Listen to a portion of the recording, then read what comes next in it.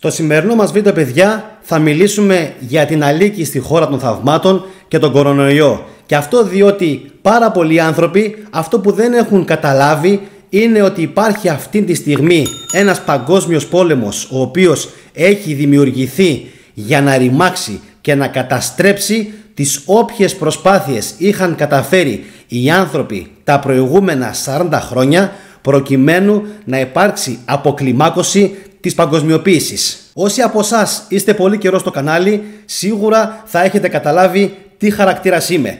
Όσο πιο πολύ μου λέει κάποιος άστο, μην ασχολείσαι, παράτησέ το, ας να μιλήσουν οι ειδικοί, τόσο εγώ πεισμώνω, ψάχνω, αναζητώ και δεν σταματάω την έρευνα.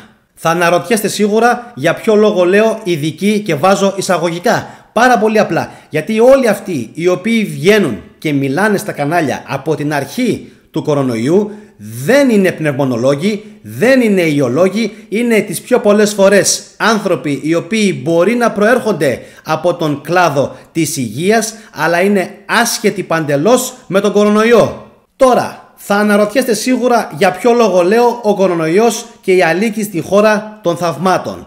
Πάρα πολύ απλά.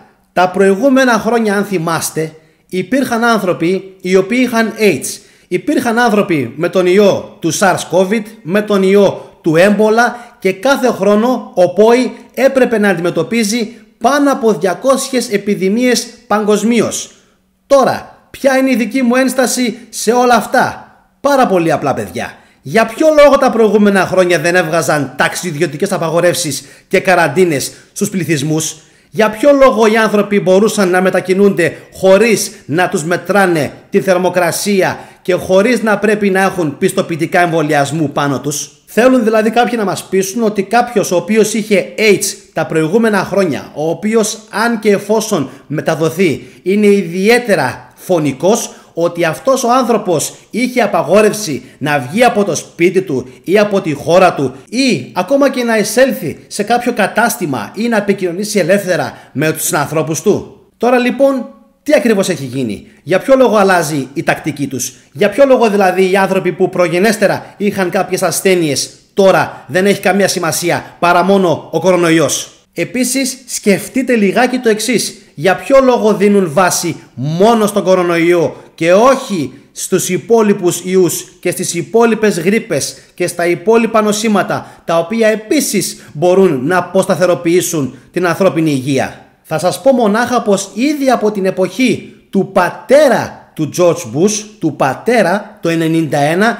είχαν ήδη δημιουργηθεί από τότε συγκεκριμένα προγράμματα τα οποία θα προέβλεπαν την αντιμετώπιση παρόμοιων περιπτώσεων όπως ακριβώς ο κορονοϊός σήμερα σε περίπτωση βιολογικού πολέμου που θα λάμβανε χώρα στην Αμερική καθώς και σε άλλες χώρες του δυτικού κόσμου. Μπορεί λοιπόν στα μάτια ενός απλού ανθρώπου να φαντάζει, παιδιά, απίστευτο, αλλά αυτοί οι οποίοι ελέγχουν την παγκόσμια ατζέντα είναι πραγματικά πολύ μπροστά. Δεν φροντίζουν απλά να έχουν πρώτοι τις νέες τεχνολογίες του πλανήτη, φροντίζουν επίσης και πότε αυτές οι τεχνολογίες θα παλιώσουν στα δικά τους χέρια και πότε θα φτάσουν στα δικά μας. Όπως λοιπόν βλέπετε, παιδιά, μπορεί εγώ να μην είμαι κανένας ειδικός, αλλά βλέποντας τις εξελίξεις και παρατηρώντας τα όσα συμβαίνουν, πραγματικά με κάνει να απορώ για ποιο λόγο δεν πάρθηκαν παρόμοια μέτρα περιορισμού του πληθυσμού στο παρελθόν. Κάποιοι από εσάς, αν είστε πάνω από 30-40, σίγουρα θα θυμάστε τις ηλιθιότητες και τις αισχρότητες που διέδιδαν κάποιοι ότι οι Αφρικανοί είχαν έρθει σε συνέβρεση με μαϊμούδες με αποτέλεσμα να κολλήσουν τον ιό του AIDS και αυτός να μεταδοθεί στον παγκόσμιο πληθυσμό. Νομίζω πως μεγαλύτερη μαλακία και μεγαλύτερο ψέμα από το συγκεκριμένο δεν έχει υποθεί στα χρονικά ολόκληρης της ανθρωπότητας, ακριβώς με τον ίδιο τρόπο που μας λέγανε πως οι Ινδονήσιοι και οι Κινέζοι τρώγανε νυχτερίδες, όχι πως δεν τρώνε, και κόλλησαν κορονοϊό. Και απορούν οι επιστήμονες για ποιο λόγο η Ινδονησία είχε ύφεση των κρουσμάτων κορονοϊού ενώ ξέσπασε ο κορονοϊός παγκοσμίως, ενώ συνέχιζαν οι ίδιοι να τρώνε με τον ίδιο και ακατάσχετο ρυθμό νυχτερίδες και τα κρούσματα δεν πολλαπλασιάζονταν, αλλά παρέμεναν σταθερά ή και μειώνονταν. Όπως λοιπόν παρατηρείτε παιδιά, είναι πάρα πολύ δύσκολο να βγάλει κάποιος άκρη, αλλά επίσης είναι πάρα πολύ εύκολο να διακρίνει κάποιος ότι εδώ κάτι παίζεται. Τι παίζεται? Θα σας πω εγώ. Το 80, το 90, ακόμα και στις αρχές του 2001, οι άνθρωποι είχαν συνηθίσει να βγαίνουν πολύ πιο συχνά από το σπίτι τους και να είναι έξω.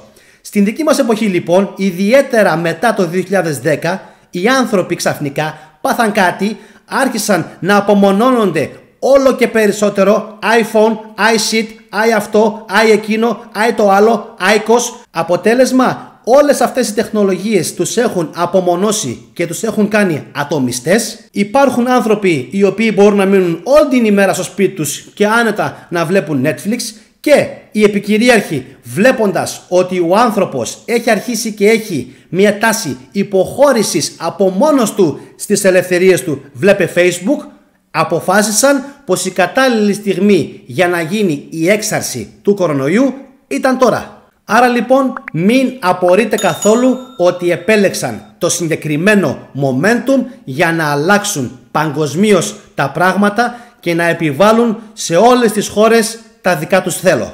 Επίσης να σας πω πως δεν έχει καμία σημασία ποιος έβγαλε τον κορονοϊό, Ρώσοι, Κινέζοι, Αμερικάνοι, Άγγλοι, Γερμανοί, και αυτό διότι οι παγκόσμιοι κυρίαρχοι παιδιά είναι πάνω από τις χώρες, και αυτός ακριβώς είναι και ο λόγος που δεν μπορούν κάποιοι να καταλάβουν τι έγινε. Κόλλησαν οι Κινέζοι τον κορονοϊό στους Αμερικάνους, κόλλησαν οι Αμερικάνοι τους Κινέζους, κόλλησαν οι Ρώσοι και τους δύο. Τίποτα από όλα αυτά για μένα δεν έχει ισχύ, και αυτό διότι είναι πάρα πολύ απλό. Αυτοί που είναι στην παγκόσμια σκακέρα είναι πάνω από τις χώρες και κινούν τα νήματα πάνω από τα κράτη. Και αν δεν καταλάβατε ακόμα τι θέλω να σας πω και για ποιο λόγο πιστεύω ότι όντως είμαστε σαν την Αλίκη στη χώρα των θαυμάτων, σκεφτείτε λιγάκι το εξής. Μέχρι πριν από λίγα χρόνια θα έπρεπε να δείξετε κάποιο πιστοποιητικό προκειμένου να αποκτήσετε κάποια από τις ελευθερίες που ούτως ή άλλως απολαμβάνατε? Όχι. Άρα λοιπόν αυτό ακριβώς είναι που θα πληρώσουμε, και αυτό ακριβώς είναι για το οποίο στο όνομα δήθεν του βιοτρόμου και των κορονοϊών θα μας πείσουν ότι είναι για το καλό της παγκόσμιας αλλά και της δημόσιας υγείας όλων των κρατών οι άνθρωποι να αυτοπεριοριστούν. Δηλαδή θα υποχωρείς σιγά σιγά 1, 2, 3, 4, 5 φορές, θα κόβεις κάποιες από τις ελευθερίες σου, θα σου δίνουν αυτοί 1, 2 ελευθερίες, λίγο από εδώ, λίγο από εκεί, θα σου πετάνε ένα κοκαλάκι και εσύ θα πιστεύεις ότι είσαι ελεύθερος, ενώ στην ουσία δεν είσαι. Και αν όλα αυτά παιδιά σας ακούγονται φευγάτα, οργουελικά και ούτω καθεξής, σκεφτείτε μονάχα ότι πριν από 40 χρόνια γράφανε κάποιοι άνθρωποι για αυτά τα γεγονότα και ήξεραν ακριβώς τι θα γίνει. Και πριν κλείσω να σας θέσω ακόμα ένα ερώτημα.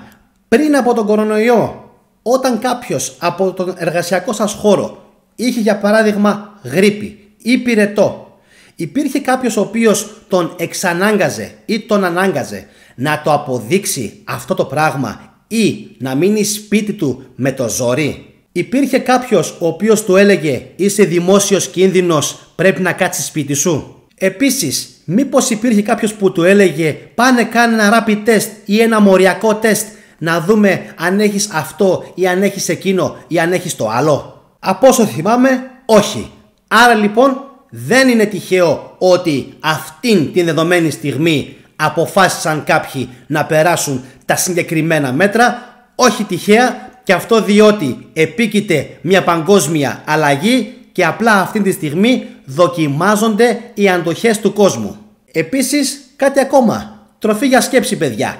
Εμβόλιο για το AIDS δεν μπόρεσαν υποτίθεται να βγάλουν εδώ και περίπου 40-50 χρόνια. Εμβόλιο για τον κορονοϊό όμως κατάφεραν και έβγαλαν μέσα σε κλάσματα δευτερολέπτου. Σκεφτήκατε ποτέ το γιατί? Αυτήν τη στιγμή που μιλάμε τώρα υπάρχουν χώρες στην Αφρική οι οποίες πλήττονται από ένα σωρό επιδημίες και κανένας μέχρι σήμερα δεν έχει καταφέρει να βγάλει εμβόλιο. Το εμβόλιο όμως για τον κορονοϊό το βγάλανε τόσο γρήγορα. Το συμπέρασμα λοιπόν, παιδιά, του σημερινού βίντεο είναι απλό. Μπορούσαν ήδη από το 70 και το 80 να είχαν αλλάξει πάρα πολλά πράγματα αν όντως ήθελαν το καλύτερο της ανθρωπότητας. Το ζητούμενο είναι για ποιο λόγο δεν είχε γίνει ποτέ και για ποιο λόγο συμβαίνει τώρα. Στα δικά μου τα μάτια, παιδιά, δεν πρόκειται για ενέργειες οι οποίες αποσκοπούν και αποβλέπουν στην υγεία μας, αλλά σε κάτι εντελώς διαφορετικό. Αυτά για σήμερα, παιδιά, από το κανάλι της Θετικής Δοπαμίνης. Κλικ στο κουμπί της εγγραφής αν βλέπετε πρώτη φορά βίντεό μου. Like αν το βίντεο σας άρεσε. Αφήστε μου τα σχόλιά σας κάτω από την περιγραφή και ξαναμιλάμε. Σας χαιρετώ.